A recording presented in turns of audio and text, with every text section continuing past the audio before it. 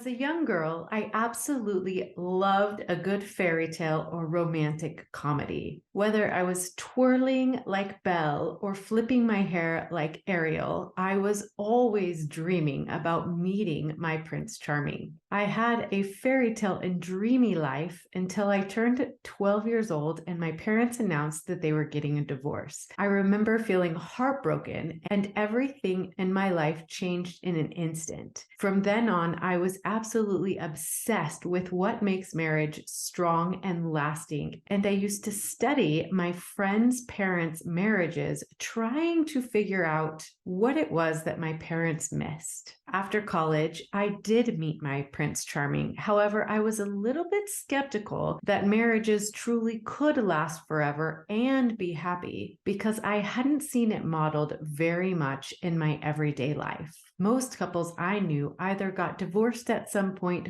or were unhappy, and I didn't want this for myself. So I studied and learned everything I possibly could to give me and my new husband the best possible chance of succeeding. Over the last 20 years of marriage, raising 4 kids together and interviewing some of the world's leading experts on relationships, as well as happily married couples, reading marriage books and listening to podcasts, going to conferences, and taking marriage mentors, I've learned quite a bit about the secrets of what makes a marriage strong, lasting, and happily ever after. Hi, I'm Monica Tanner. As a relationship and intimacy expert, I help married couples ditch the resentment and roommate syndrome and start communicating, connecting, and commit to living their happily ever after love story. Today, I want to share with you 5 tips for keeping your connection and intimacy strong, even in the busiest seasons of life and marriage. My first tip is all about deciding to make your marriage a priority. That means that you prioritize your marriage relationship over your relationship with your kids.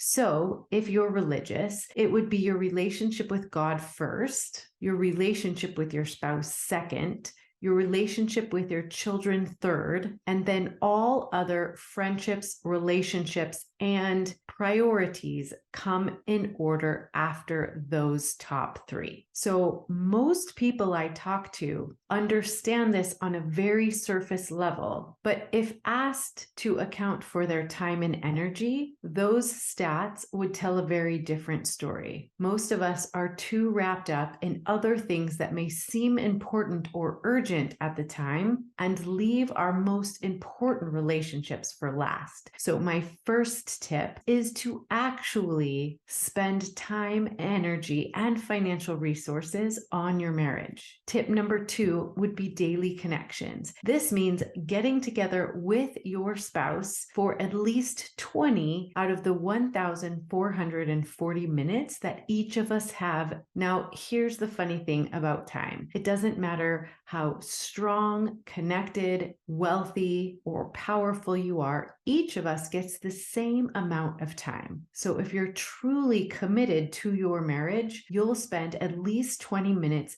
with your spouse each day, learning about each other's inner worlds. This means asking deep questions like, what are some things you're learning today? What are you excited about? How can I make your life easier for you? Those types of questions, and then sincerely listening for their answer. Because even if you spend all day together with your partner, you're still experiencing the world in a very different way. And learning these things about each other is a lifelong process. Once you've connected emotionally in these daily connections, it's time for some physical representation of your connection, whether that's a short peck, a hug, a shoulder rub, or just squeezing each other's hands and looking into each other's eyes. Emotional connection should be followed by something physical, signaling that you're on the same team. So that's tip 2, daily connections. Tip 3 is weekly non-negotiable date nights, meaning that every single week you make a commitment to spend at least 3 hours with your significant other doing something fun, enjoyable, that creates memories and bonds you together. So So we don't talk about the kids or the business or our finances on date night. We focus all of our attention on our loved one, which includes putting that cell phone on silent so that you can give each other your undivided attention. I also suggest that you end date night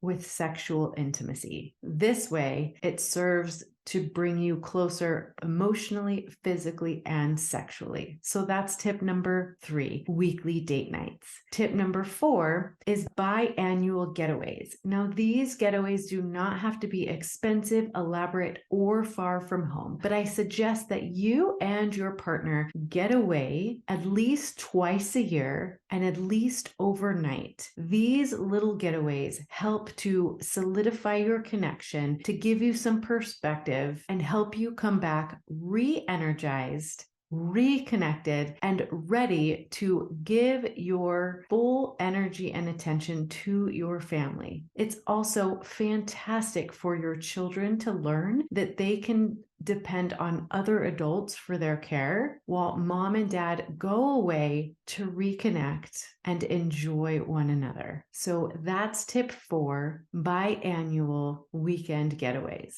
And tip number 5 is the commitment to continually learning, growing, and developing yourselves individually so that you can feel confident sharing yourselves with your partner. Now, that means dedicating yourself to learning about yourself, about relationships, about conflict resolution, and all the skills required to create a healthy, thriving relationship. Now, when you do these 5 things consistently, you are modeling for your children how to create a beautiful, healthy marriage relationship, which is absolutely 100% the very best gift that you could ever hand down to your children, grandchildren, and their children for generations. Thanks for letting me share these 5 tips with you. And for more information about how to strengthen the connection and intimacy in your marriage, you can find me at www.monicatanner.com. Bye for now.